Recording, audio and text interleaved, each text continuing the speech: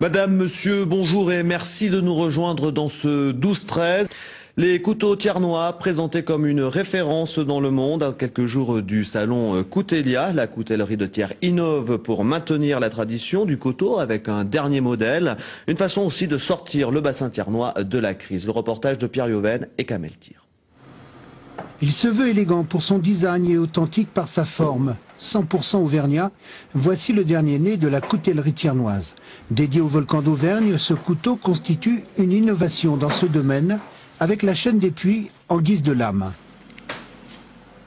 Nous avons créé ce couteau parce que d'abord nous sommes amoureux de l'Auvergne, nous aimons notre Puy-de-Dôme et notre Auvergne, et nous tenons à préserver nos emplois. Donc nous fabriquons du Made in France, tout est fait à Thiers et nous voulons garder chaque maillon de la chaîne de fabrication.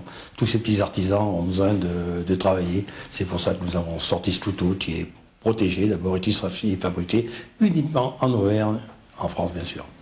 Côté fabrication, l'acier trempé subit plusieurs opérations manuelles dont l'émouture, une phase importante qui donne au couteau sa forme et son tranchant. Le métal est poli pendant que le manche se décline en essences de bois les plus nobles comme l'amourette ou le bois de rose. Chaque pièce est assemblée avec minutie, chaque détail compte. Avant de devenir réalité, ce couteau a trotté pendant des années dans l'esprit de son inventeur. La nuit, j'ai rêvé d'un couteau ayant la forme du Puy-de-Dôme et de la chaîne des puits.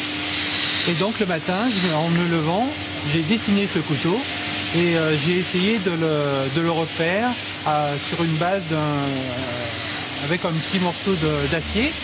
Et donc en le montrant à plusieurs personnes, on m'a dit tiens, ce concept peut être très intéressant et ça donne vraiment une très très bonne image de l'Auvergne.